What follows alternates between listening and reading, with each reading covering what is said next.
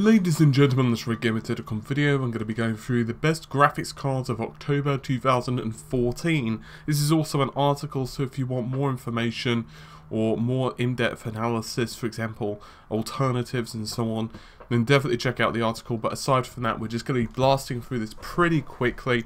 I will stop on a few cards, however, and give a bit more information if it's relevant. But for the most part, we're just going to be going through this from the perspective of someone who wants the very best performance for the price range that we're talking about. In other words, this is going to be focused only on gaming with no brand loyalty from either AMD or Nvidia. We're going to start things out at a $99 US budget. The reason we're starting at $99 is because, to be honest, anything less than that and it becomes extremely difficult to make recommendations. There are a couple of reasons behind this. For one, price ranges under the $100 seem to fluctuate quite rapidly. For example, the 250, the AMD Radeon R7 250 is a very good card if you can get it cheap enough, but the price up on that particular card goes up and down. There's also other factors to consider. For example, the used market might be a really good place for you to get specific cards, and oftentimes can be much better deals than getting, say, a DDR3 based card. For example, Nvidia's GeForce GT 730 may appear a really good deal at $55 US, as it's not a great card, but it's an okay-ish card. Unfortunately, because it's lumbered with DDR3 memory, it does mean vastly inferior performance. There is a GDDR5 model of it going about. However, for the GDDR5 model, of course, every day is at different pricing, but currently you're looking at almost $30 US more, which isn't a particularly great deal, in which case then you might as well look at something like, well, $99 US budget, which is the AMD Radeon R7 260X. This features 896 shaders, 1000 MHz clock speed, 96 GB per second, and all of the other bits and pieces you would expect. This is a Bonnier-based GPU, and quite frankly, it's going to be capable of running pretty much anything at 1080p without too much trouble, unless it's ridiculously demanding. In which case, of course, you're going to have to turn down settings. But titles like, say, StarCraft 2 and Tomb Raider should run fine, providing you're willing to tweak a little bit. But a very good GPU for the price. If you've got a bit more cash, $150 US, then the R7 270X is the fastest card you're going to get for your cash. It's pretty much as fast as you can expect, because back in just June, which is the last time I did one of these videos, it was actually in the $200 US category. Now, it's not necessarily the only choice. You could also go with the GTX 750 Ti, which is also a really good card as well, but it's up to 30 to 40% slower.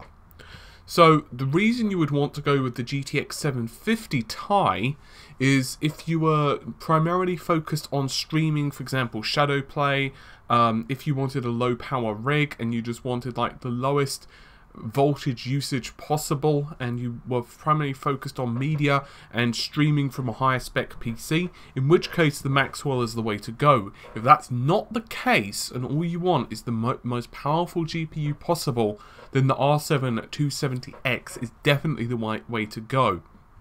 Next up, $200. Now we're getting into the big boy territory. We're looking at the R9 280. That's 3 GB. I've also got this linked in the article as a review. So, and also reviewed the 285 as well, which once again we discussed. Now, there's nothing particularly wrong with the 285, but while it's available, I'd recommend the 280, despite the fact that in some tests it's a couple of percent slower. I know what you're going to say, but why the hell am I recommending the slightly slower card? Well, there's a reason behind this.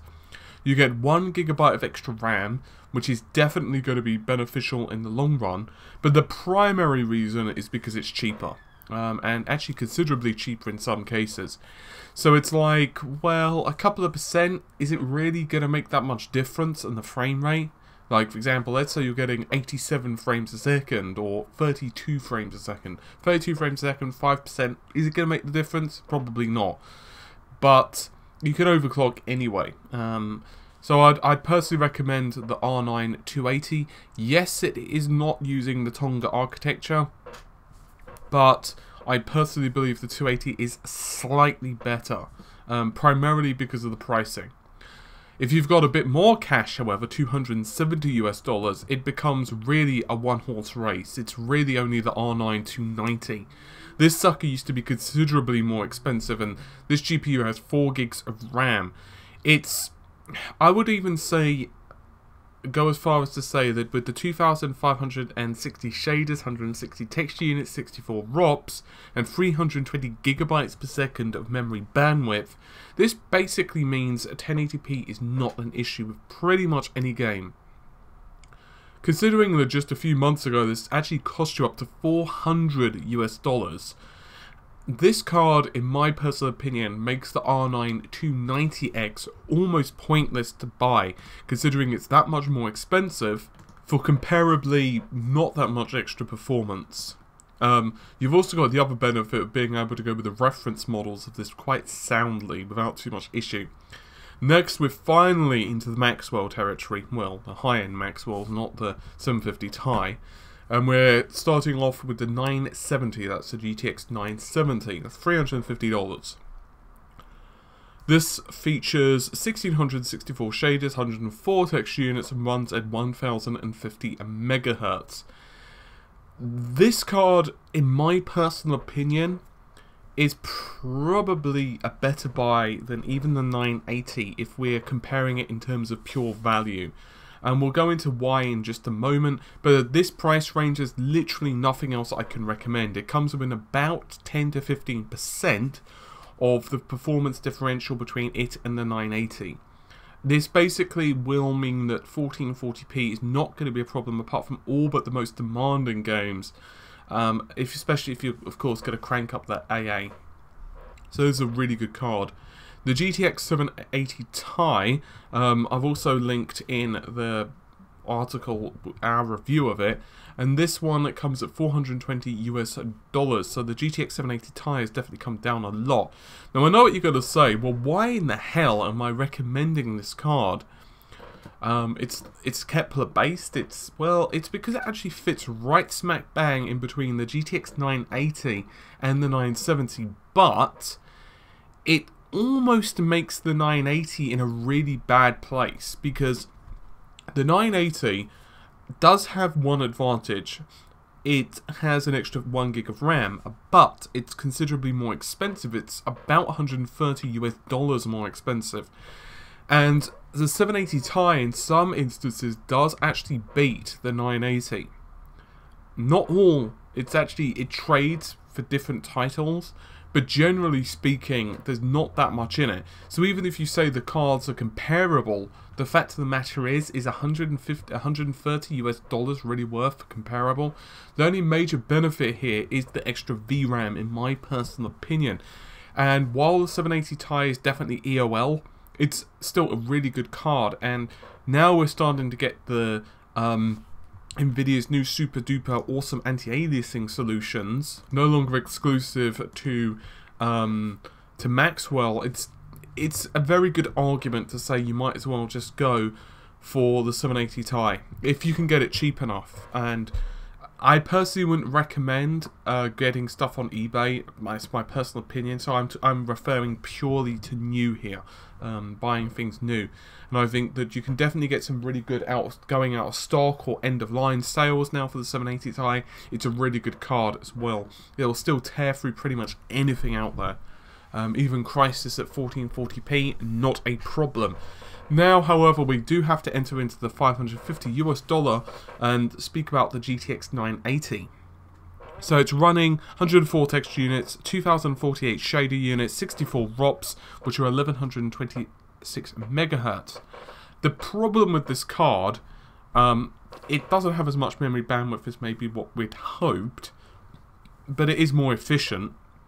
And that's the fact that the 970 is considerably cheaper. As I said, $550 for the 980, and the 970 is $350. So you can quite easily see it's $200 right there. And as I said, $130 between it and the 780 Ti. It's not a bad card. I don't want you to go into this thinking to yourself that I'm bad-mouthing the 980. It's definitely, if you've got the cash, it's a really good card. The problem with it is not only does it have a lot of stiff competition from its own brothers, ironically, but another problem is it's quite expensive.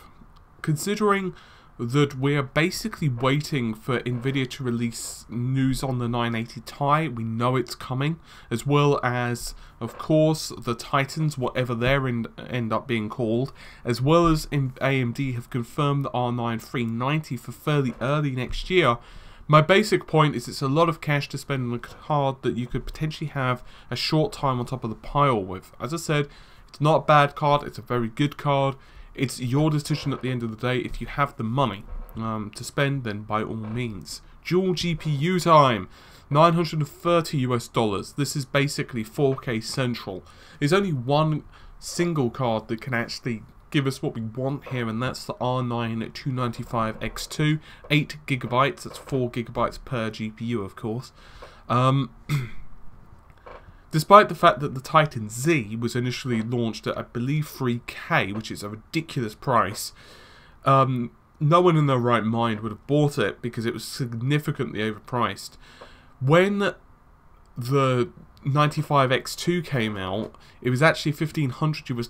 So since then, it's come down at $600. It's now $930 US, which is a pretty good price, and that's since June, by the way. It does use a hybrid liquid cooling solution. This is easily going to be able to tear through 1440p, and to be honest, if you're buying this for a 1080p display, there's just no point, fairly obviously.